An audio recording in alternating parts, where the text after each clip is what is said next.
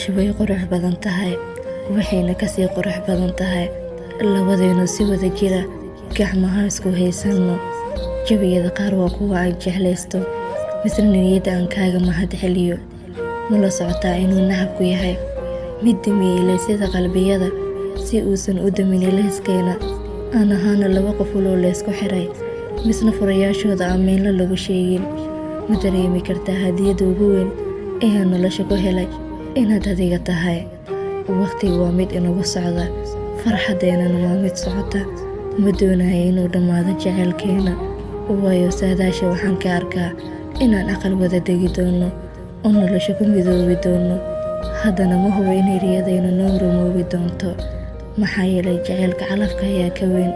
Mararka qaar waxaad arkaysaa jacaylka inuu kuu hiiliyo, calafkana aad weydo. Mararka qaar calafka ayaa kuu hiilinayo oo jacaylka ayaad weynaysaa. Laakiinse waxay ahaataba waxaan Allah ka baryaa inuu noo wada hiiliyo.